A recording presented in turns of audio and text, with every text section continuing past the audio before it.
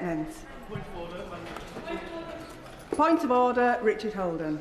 Thank you very much indeed, Madam Deputy Speaker. There is real concern in Basildon and Billericay about the closure of the South Green surgery, and I've raised it in Parliament a couple of times, including oral questions, where the Health Secretary told me that this would be a matter for my ICB.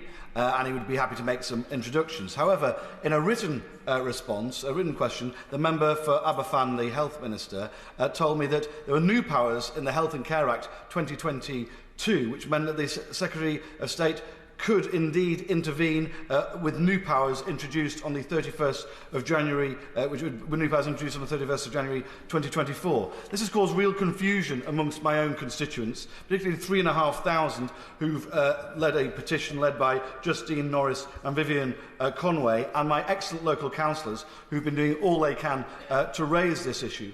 What can the Speaker do to ensure that ministers don't give my constituents accidentally misleading answers to questions, and ensure that ministers will correct the record where they do make mistakes? I am grateful to the honourable member for giving notice of his point of order. The Chair is not responsible for the content of ministerial answers, but he has made his point on the record, and there is a procedure for ministers to correct the record if they wish to do so. Point of order, Yasmin Qureshi. Thank you, Madam Deputy Speaker. You will be aware that I have been campaigning on behalf of families affected by the drug Primados for over 12 years. In December 2023, the government agreed to look at new evidence that links Primados to babies that were born with deformities. In November 2024, the Commission on Human Medicine finally held a session with the experts to look at this new evidence. At that session, they were told that the conclusion of the review would be published in the matter of weeks. We're now in March. We have written on this to the department and tabled questions.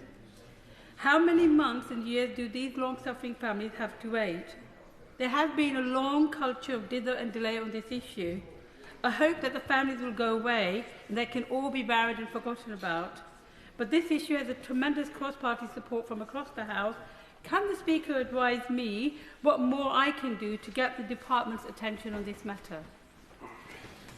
I am grateful to the honourable member for giving notice of her point of order. This is not a matter for the Chair, but she has put her point on the record, and I'm sure that the Treasury bench will have noted what she has had to say. Point of order, Ellie Chowns. Thank you. Madam Deputy Speaker, yesterday during my urgent question on Gaza, the Minister responding, the Honourable Member for Hornsey and Fry and Barnet and Under Secretary of State for the Indo-Pacific, said that the Minister responsible, the Honourable Member for Lincoln and Parliamentary Under Secretary of State for the Middle East, Afghanistan and Pakistan, could not answer the question himself as he was in the region pushing for a peace deal. However, I've since received a communication from the press with evidence suggesting that he was at a Labour Party networking lunch at Ronnie Scott's at the time. Could you advise, Madam Deputy Speaker, on whether the record should be corrected if it is shown not to be correct? I am grateful to the honourable member for giving notice of this point of order. Has she given notice to the members involved that she was going to raise this matter in the Chamber? I have indeed, Deputy Speaker.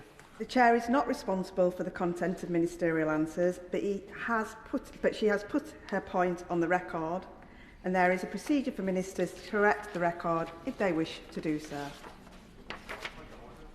Point of order, Jim Shannon. The Prime Minister rightly referred to the loss of life of the young soldiers, and it was right to do that and set the tone for this chamber and thank them. Deputy Speaker, 40 years ago on Friday past, the IRA launched a mortar attack from Corrie Square on Newry Police Station. How can it be recorded in this House that those 9 brave young RUC police officers were murdered? The biggest loss of RUC police life ever in the province can be recorded in this House. Their bravery, their courage, their determination, and their battle for us in this Northern Ireland to have the freedom and the peace that we now have. How can we record that? Thank you. I thank the honourable member for his point of order. He has put his point on the record.